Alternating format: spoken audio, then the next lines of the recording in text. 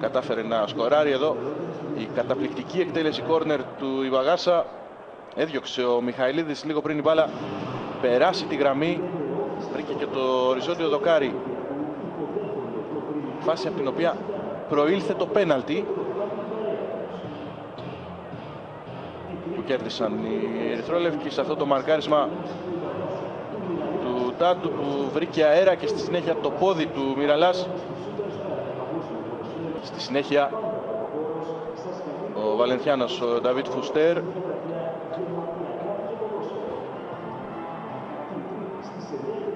Δεύτερο εύστοχο πέναλτι για τον Φουστέρ και για τον Ολυμπιακό μετά τα 3 χαμένα που είχε στις πρώτες αγωνιστικές.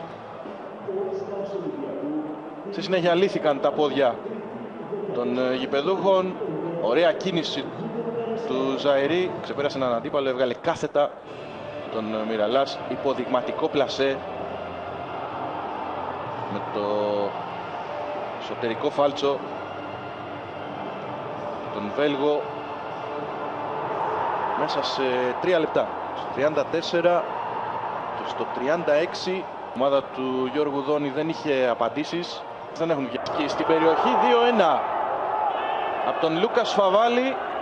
Τελευταίο λεπτό των καθυστερήσεων. Ο Αργεντινός παίρνει την μπάλα και την πηγαίνει γρήγορα στη σέντρα. Και γίνεται ο δεύτερος παίκτης που βάζει γκολ εδώ στο Καραϊσκάκι. Και να και η φίλη. Όπως και στο μάτς με την ΑΕΚ, ο Ατρόμητος πετυχαίνει και πάλι γκολ στις καθυστερήσεις. Αυτή τη φορά όμως δεν θα του δώσει τον ένα βαθμό, αφού ο διαιτητής Θάνος, για να δούμε, έχουμε τον Νίκο Παγιωτέλη. Έχουμε δίπλα μας